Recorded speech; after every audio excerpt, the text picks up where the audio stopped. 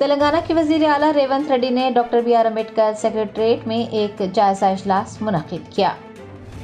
Chief minister Revanth Reddy ने मंगल को doctor B R Ambedkar secretariat में एक इजलास मुनक्किद करते हुए स्पीड यानी smart, proactive, efficient and effective delivery का जायजा लिया, जिसमें वज़ीर दामोदर राज नरसिम्हा, चीफ सेक्रेटरी शांति कुमारी व दीगर ने हिस्सा लिया। आपको बता दें कि तेलंगाना हुकूमत ने कलीदी तरक्याती प्रोजेक्ट्स की तकमील में तेज़ी लाने के लिए स्पीड के नाम से एक नया इक़दाम मुतारिफ करवाया है, जिसके तहत वज़ीर आला ज़ाती तौर पर हुकूमत के शुरू करदा 19 बड़े प्रोजेक्ट्स का जायजा ले रहे हैं।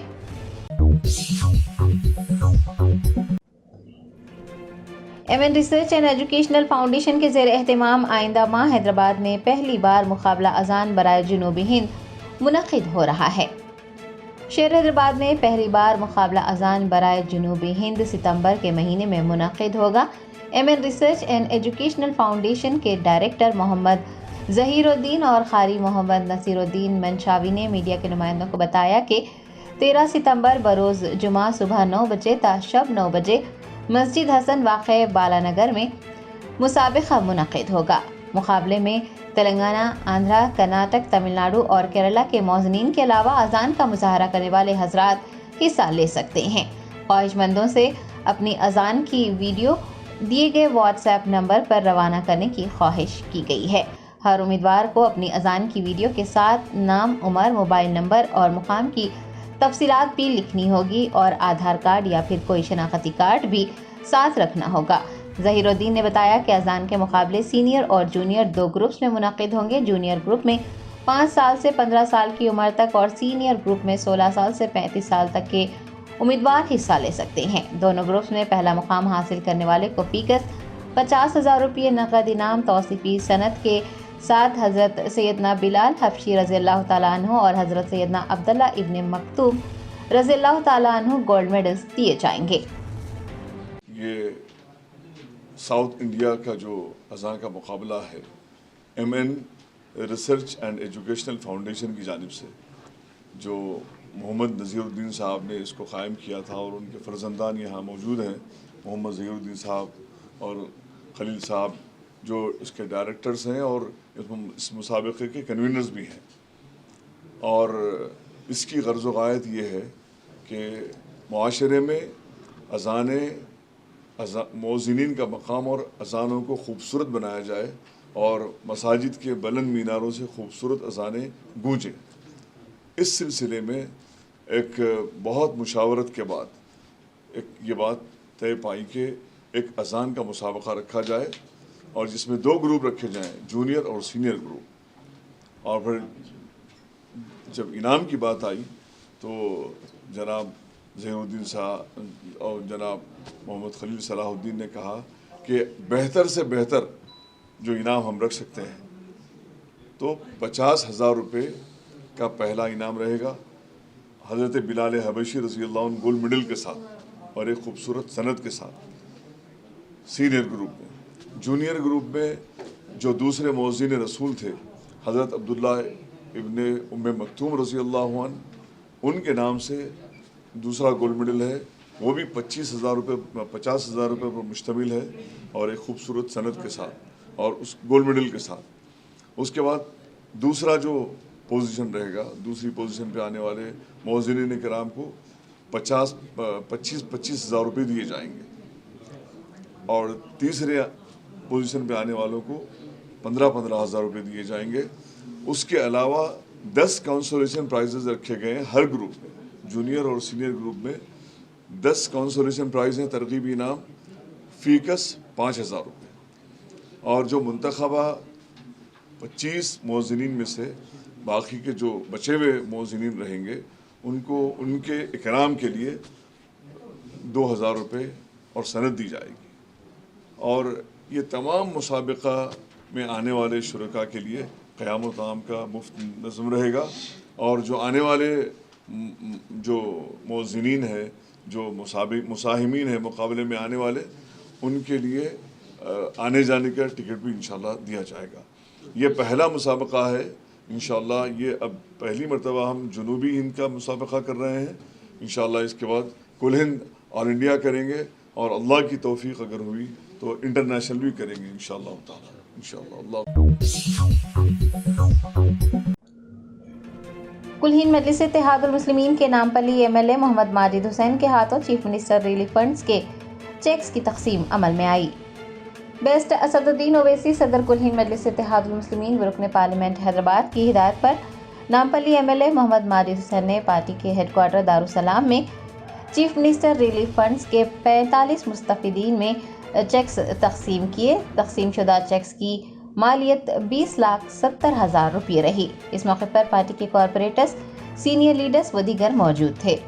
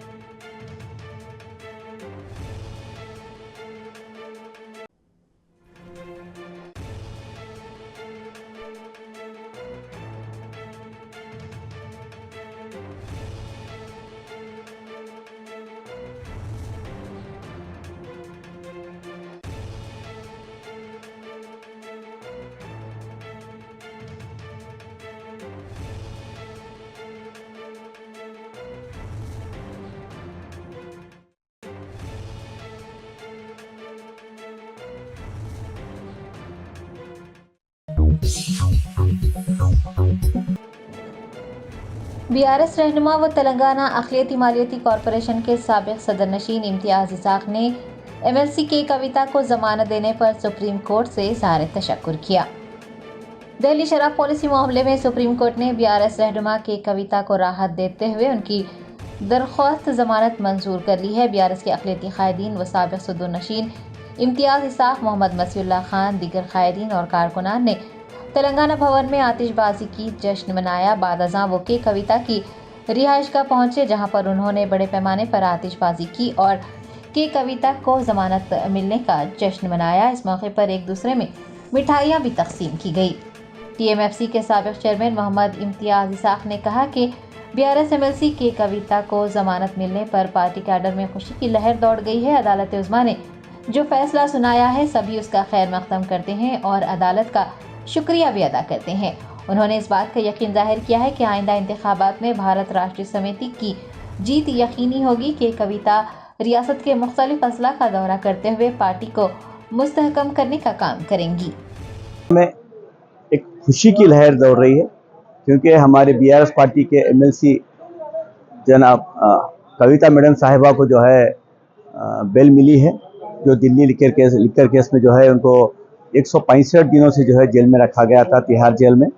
ये केस एक सियासी तौर पे फंसाया हुआ केस है क्योंकि इसमें जो है जो केस में जो एफआईआर में जो लोग पहले थे उनको जो है सीबीआई ने जो है एक तरीके से जो है उनको जो है अप्रोर बना के जो है वो कविता मैडम को फंसाने की कोशिश करने की कुछ नाकाम कोशिश हुई है। आज सुप्रीम कोर्ट ने एक कहकर बेल दिया है कि इसमें कोई ना रिकवरी है ना इसमें कोई सबूत है ये केस में कविता मैडम का इन्वॉल्वमेंट है बोल के आज सुप्रीम कोर्ट ने क्लियर कह दिया है कि कविता मैडम का कोई इन्वॉल्वमेंट नहीं है इसमें। लेकिन कुछ पार्टी के जैसे कांग्रेस हो चाहे बीजेपी के लोग जो है एक दूसरे पे इल्जाम लगा रहे हैं कि आप उनसे मिले हुए, आप इनसे मिले हुए। ये सरासर बेबुनियाद है क्योंकि बीआरएस पार्टी तेलंगाना में बहुत ही स्ट्रांग है फिलवक्त और आने वाले दौर में आपको देखा जाएगा कि हर इलेक्शन में चाहे म्युनिसिपल इलेक्शन हो या लोकल बॉडी इलेक्शन में हो बीआरएस पार्टी भारी मेजॉरिटी में जीत के आएगी। आने वाला तेलंगाना में कभी भी इलेक्शन एमएलए इलेक्शन होगा तो बीआरएस पार्टी हुकूमत बनाएगी। कविता मैडम को जो है बेल देने पे मैं सुप्रीम कोर्ट को जो है बहुत ही मुबारकबाद पेश करता हूं कि आपने जो है एक महिला को जो है जो बिना सबूत के जो है केस में इतनी दिन से रखा गया उसे बेल देने का जो आपने किया डिसीजन लिया है हम वेलकम करते हैं और तेलंगाना में सारे पार्टी लीडरों को कहते हैं कि जश्न मनाने का वक्त है। बीआरएस में कविता मैडम का भी अहम रोल होगा, वो भी हर डिस्ट्रिक्ट हर विलेज फिरेंगे और पार्टी को स्ट्रॉन्ग करेंगे। खुदा हाफिज़। भारत राष्ट्र समिति के कायदीन और कारकुनान ने एमएलसी के कविता को दहली शराब पॉलिसी मामले में जमानत देने पर तेलंगाना भवन में आतिशबाजी की और जश्न मनाया।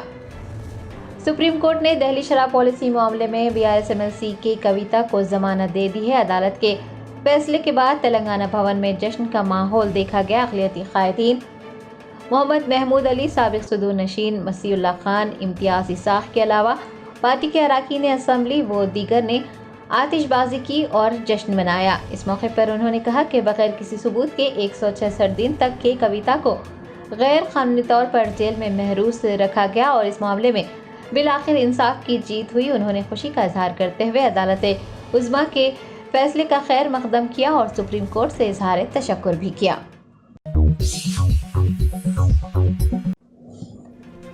तेलंगाना के नायब वज़ीर आला भट्टी विक्रमार्का ने खेलों के कौमी दिन के मौके पर एलबी स्टेडियम में मुलाजमीन के खेलों के मुकाबलों का आगाज किया।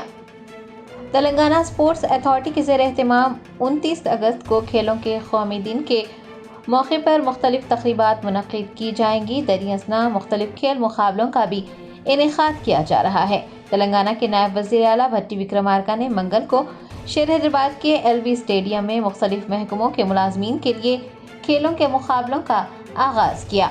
आपको बता दें कि तेलंगाना के चीफ मिनिस्टर रेवंत रेड्डी 29 तारीख को गच्चीबौली स्टेडियम में ध्यानचंद के मुजस्सिमे पर फूल नुछावर कर उन्हें भरपूर खिराज अकीदत पेश करेंगे। तमाम अजला में खेलों के कौमी दिन के मौके पर मुख्तलिफ खेल मुकाबले मुनक़्क़िद किए जा रहे हैं।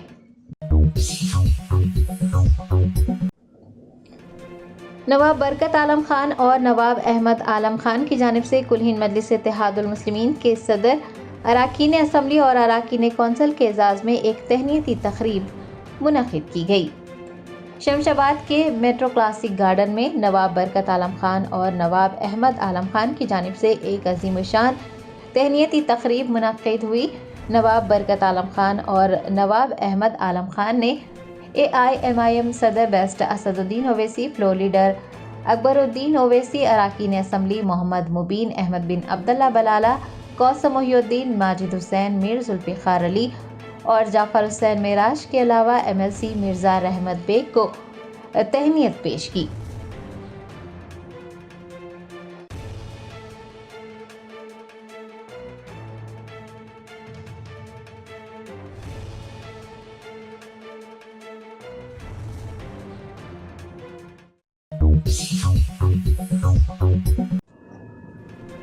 तेलंगाना के रुकन कानून साज कौंसिल पटना महिंदा रेड्डी ने उनके फार्म हाउस की तामीर गैर कानूनी होने के इल्ज़ामात की तरदीद करते हुए कहा कि उन्होंने इमारत क़वायद के मुताबिक और इजाज़त लेकर तामीर करवाई है। तेलंगाना में हाइड्रा की इंहदामी कार्रवाइयाँ जारी हैं। MLC पटना महिंदा रेड्डी का फार्म हाउस जुड़वा आबी ज़खायर के करीब वाक़ है। फार्म हाउस क़वायद के खिलाफ तामीर होने के इल्ज़ामात लगाए जा रहे हैं। उन्होंने मीडिया के नुमाइंदों से बात करते हुए कहा कि वो तालाबों पर कब्जा करने वालों के खिलाफ कार्रवाई करने की हिमायत करते हैं। उन्होंने बताया कि सन 1999 में उन्होंने बाज़ाब्ता इजाज़त लेकर अपना फार्म हाउस तामीर करवाया है। क़वानीन की खिलाफ वर्जी नहीं की गई है। कांग्रेस MLC ने यह वाज़ेह किया है कि हुकाम की जानिब से उन्हें कोई नोटिस नहीं दिया गया है। अगर उन्हें नोटिस दिया जाता है कि उनकी इमारत गैर कानूनी है तो वो उसे मुनहदम करवा देंगे।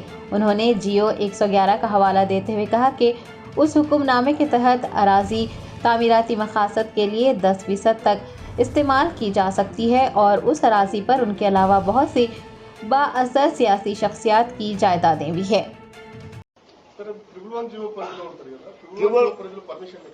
ట్రిబుల్ 10 అందరికి వచ్చింది, అందరితో వచ్చింది, నాకు 10% కట్టాలి. ఇప్పుడు నేను ఒక్కనే కాదా, కొందరు ఎంతో వేల మంది ఉన్నారు. మీరు అన్న ఒక్క నిమిషం అన్నదాన్ని చెప్పాలి. ట్రిబుల్ 1 జీవోలో చాలా మంది ఉన్నారు. ఎందుకు ఇక మీరు పెద్దోళ్ళు ఉన్నారు, అంతా దాంట్లో ఎంపీలు ఉన్నారు, మంత్రులు ఉన్నారు, అందరు ఉన్నారు. అందులో నాది ఇంత అంటున్నారు. వాళ్ళ దాంట్లో పోయి చూస్తే నాకు చిన్నది, కానీ ట్రిబుల్ 1 జీవోలో ఎంత 10% ఇచ్చిపెట్టి పర్మిషన్ ఇచ్చింది. అది ఆ పర్మిషన్ ప్రకారం ఉన్నది. ఆ పర్మిషన్ నీకు ఇస్తే చూసుకోండి.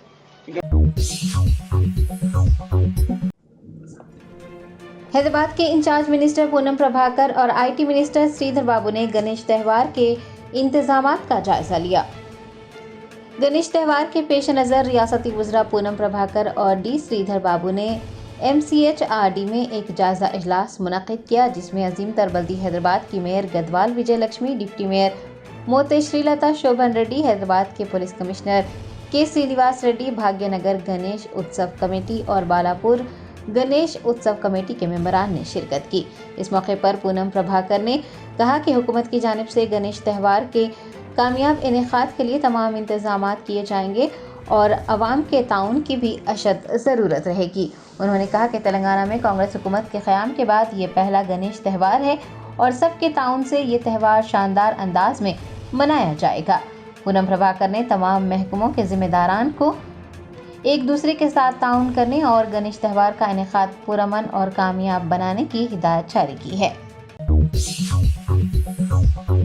जश्न आज़ादी हिंद के ज़िमन में मीना हॉस्पिटल की खुसूसी पेशकश। आइए अमराज से आज़ादी व छुटकारा पाएं। 15 जुलाई ta 15 अगस्त मुफ्त हेल्थ कैंप। गरीब व जरूरतमंद मरीजों के लिए खुशखबरी। तमाम अक़साम के मुआयनाजात पर 20% डिस्काउंट। रजिस्ट्रेशन जारी है। माहिरीन तिब व सेहत से मुफ्त मुशावरत। सेहतमंद मुआशरे की तश्कील का ज़ामिन। आलमी शोहरत याफ्ता डॉक्टर्स की खिदमत। बेहतरीन इलाज व मुआलजे की सहूलतें। असरी तकाज़ों और मिशनरी से लेस शानदार दवाखाना। आवाम की खिदमत थी मीना हॉस्पिटल का नस्बुलैन। Meena super speciality hospital, Shivrampally, Rajendra Nagar, pillar number 254, Hyderabad.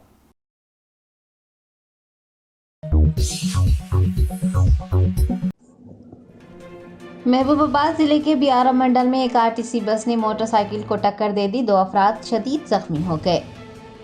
ज़राए ने बताया कि महबूबाबाद से भद्राचलम जाने वाली एक RTC बस ने बियारा मंडल के नामला पाडू गांव के मज़ाफ़ात में एक मोटरसाइकिल को टक्कर दी, जिसके नतीजे में 2 अफराद शदीद ज़ख्मी हो गए। मुकामी लोगों ने नौजवानों को फ़ौरन करीबी अस्पताल मुंतकिल करवाया। पुलिस ने मौके पर पहुंचकर तफसीलात हासिल की हैं और एक मुकदमा दर्ज करके तफ्तीश का आगाज़ किया है।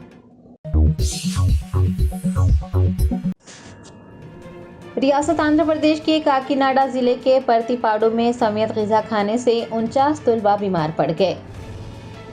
रियासत तेलंगाना के कई अजला समेत पड़ोसी रियासत आंध्र प्रदेश के भी मुख्तलिफ अजला में समेत ग़िज़ा के इस्तेमाल से तलबा व तालिबात बीमार पड़ रहे हैं। ताज़ा तरीन वाक़या काकीनाडा जिले के पर्तिपाडु हल्के से सामने आया है।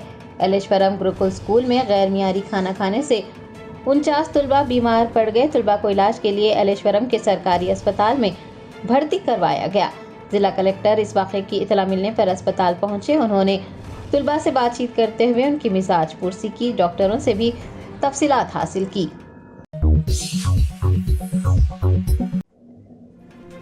तेलंगाना में डेंगू के मामलात में इजाफा रिकॉर्ड किया जा रहा है। 4 दिनों में 700 से ज़ायद नए मामला दर्ज किए गए।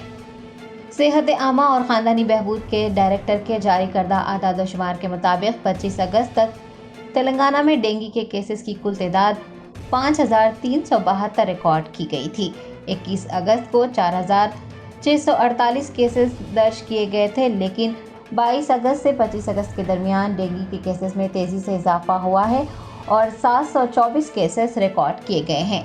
हैदराबाद में सबसे ज़्यादा केसेस 1852 दर्ज किए गए हैं और सूर्यापेट में 471, मेरठ मलकाजगिरी में 426, खम्मम में 375, नलगुंडा में 315, निज़ामाबाद में 286, रंगारेड्डी में 232, जगतियाल में 185, संगारेड्डी में 160 और वरंगल में 110 केसेस रिकॉर्ड हुए हैं।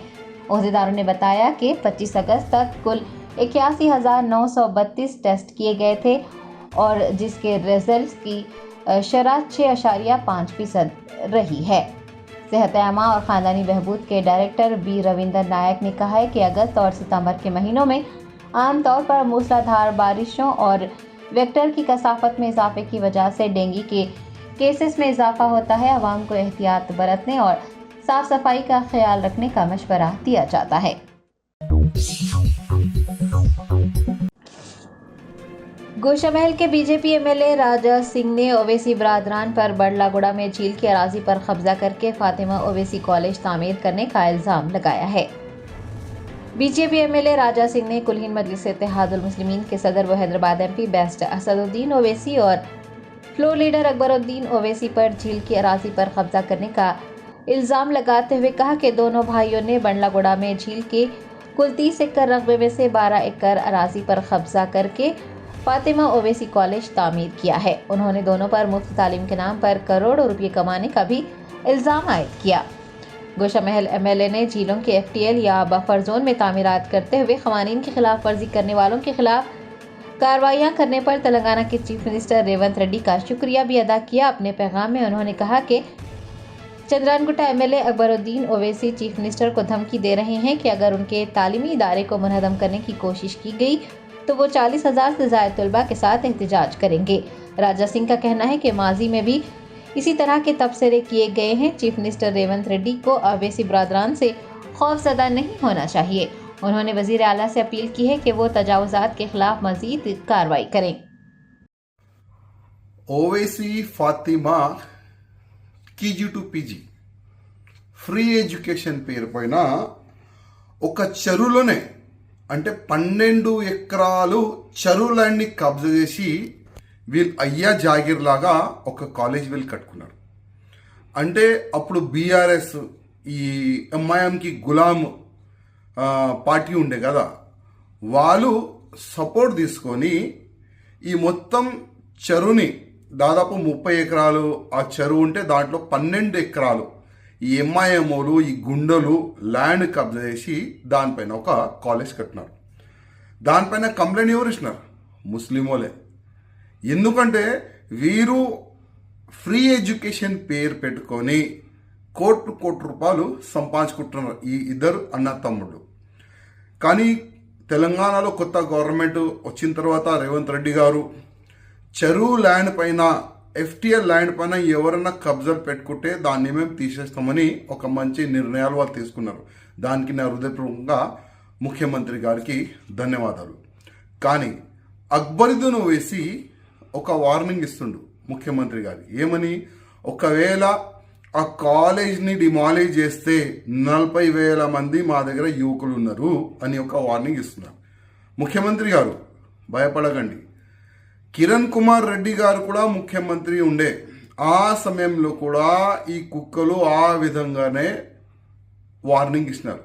కానీ కిరణ్ కుమార్ రెడ్డి గారు అప్పుడు ఆగలే, ఇద్దరిని బొక్కల్లో వేసినారు. మంచి పని చేసినారు. ఇవాళ కిరణ్ కుమార్ రెడ్డి గారిది మంచి పేరుంది ఇవాళ.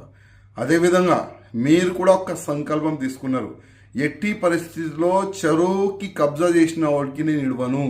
ఇట్లాంటి చిన్నోళ్ళు వార్నింగ్ ఇస్తూనే ఉంటారు, దానికి మీరు పక్క పెట్టండి. మీరు తీసుకున్న సంకల్పం పూర్తి చేయాలి. ఎంఐఎంఓలు చెరువు లైన్ కబ్జా చేసుకున్నారు, ఎట్టి పరిస్థితుల్లో దానికి డిమాలిష్ చేయాలని భారతీయ జనతా పార్టీ తరఫు నుంచి మేము కోరుతున్నాము. అదేవిధంగా ఈ చెరువు కాకుండా గవర్నమెంట్ ల్యాండ్ కూడా చాలా వరకు కబ్జాలైనాయి. నా నియోజకవర్గంలో కూడా చాలా వరకు పెద్ద పెద్ద గవర్నమెంట్ ల్యాండ్ కబ్జాలైనాయి. కానీ దురదృష్టం దానికి కలెక్టర్ కూడా సపోర్ట్గా మాకు కనబడుతున్నాడు. హైదరాబాద్ కలెక్టర్ దానికి సపోర్ట్గా కనబడుతుండు. ఎక్కడెక్కడ గవర్నమెంట్ ల్యాండ్ ఉండే, ఎక్కడెక్కడ కబ్జాలైంది దానిపైన కూడా మీరు ఎంక్వైరీ చేయాలని నేను ముఖ్యమంత్రి గారికి ప్రత్యేకంగా రిక్వెస్ట్ చేస్తున్నా. అదేవిధంగా మీరు మంచి పని చేస్తున్నారు.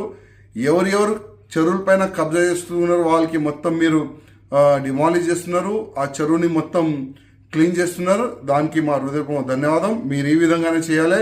ఎట్టి పరిస్థితుల్లో ఎంఐఎం చేసిన కబ్జా లైన్ ఇడవకూడదు. అదేవిధంగా ఈ అసదుద్దీన్ ఓవైసీ కూడా ఒక పెద్ద బంగ్లా కట్టిండు, అది కూడా గవర్నమెంట్ ల్యాండే. దానిపైన కూడా మీరు ఎంక్వైరీ చేసి దానిపైన కూడా బుల్డోజర్ నడపాలని మేము రిక్వెస్ట్ చేస్తున్నాం.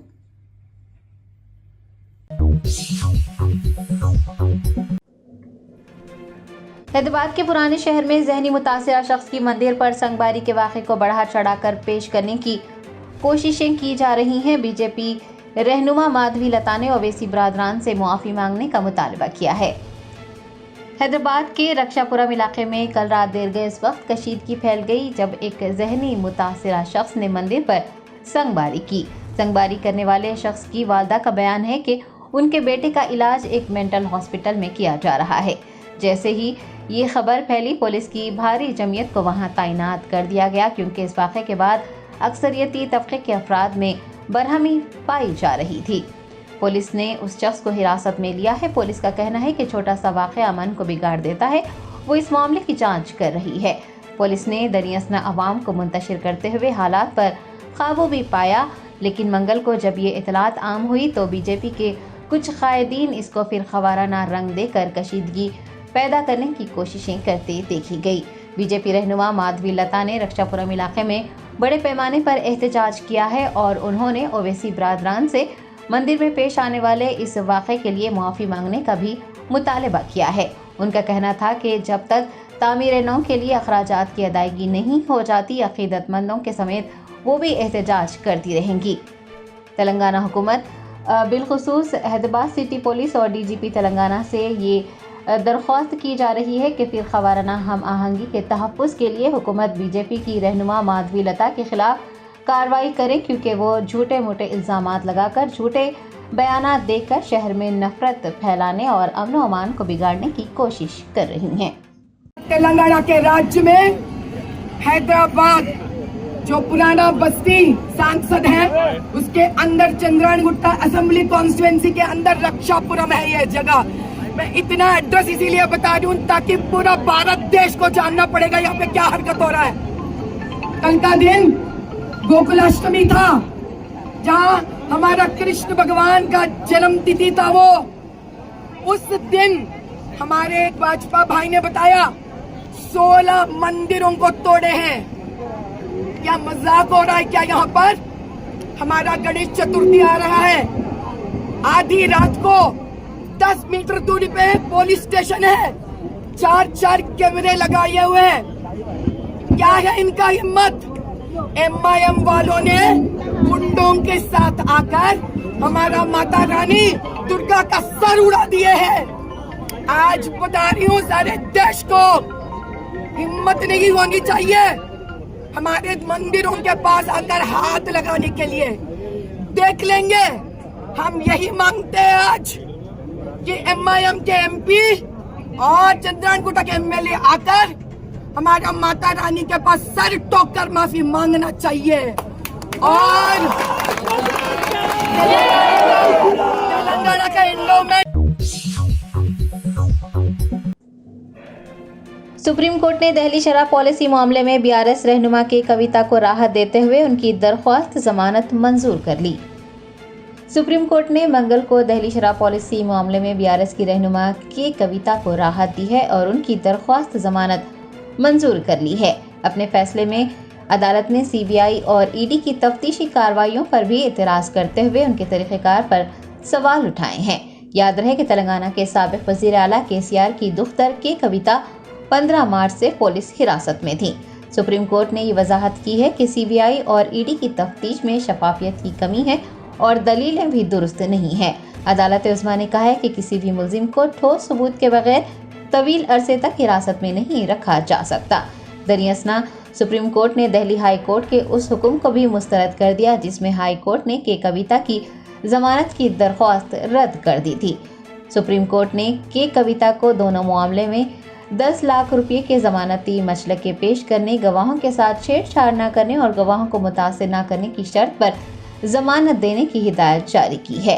के कविता के वकील समेत BRS कायदीन ने अदालत के फैसले का खैर मकदम करते हुए उसे इंसाफ की जीत करार दिया है।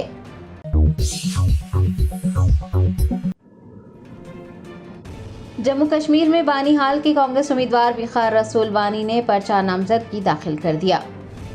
जम्मू कश्मीर में होने वाले असेंबली इंतखाबात के पहले मरहले की 24 सीटों के लिए कागजात नामजदगी दाखिल करने की आज आखिरी तारीख थी। बानीहाल असेंबली हल्के से मुकाबला कर रहे कांग्रेस उम्मीदवार विखार रसूल वानी ने अपने हामियों और पार्टी कायदीन के साथ अपने कागजात नामजदगी दाखिल कर दिए।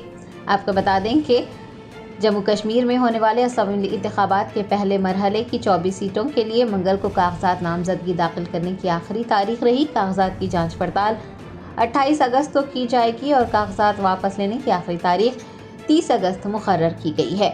जम्मू कश्मीर में 3 मरहलों पर मुहित असेंबली इंतखाबात का पहला मरहला 18 सितंबर को होगा, दूसरा मरहला 25 सितंबर को होगा और तीसरा मरहला 1 अक्टूबर को होगा, जबकि वोटों की गिनती 4 अक्टूबर को की जाएगी।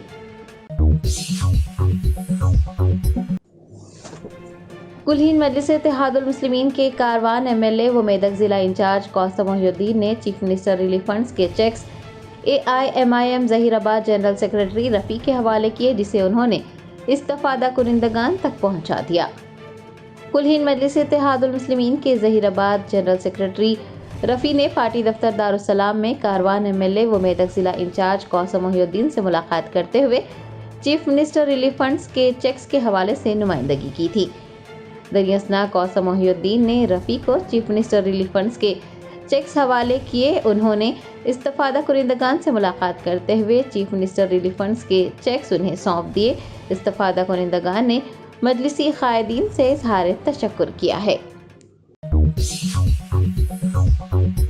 Germanton super speciality hospital, doctor Mir Jawad Zar Khan, senior experienced orthopaedic surgeon, bone fracture, joint replacement, hip replacement और स्पाइन सर्जरी कामयाबी से अंजाम दे रहे हैं। इसके अलावा neuro surgery, cardiology, gynaecology, dental, general medicine, dialysis और फिजियोथेरेपी जैसे शोबाजात में इंतहाई कामयाबी के साथ वाजबी फीस में इलाज किया जा रहा है। शेयरिंग और प्राइवेट रूम्स, अस्पताल में 24 घंटे MRI, CT scan, 2D digital X-ray, ultrasound, operation theatre, ICU और लैब की सहूलत दस्तयाब है। आपकी उम्मीदों के ऐन मुताबिक Germanten super speciality hospital, pillar number 150, Attapur, Hyderabad.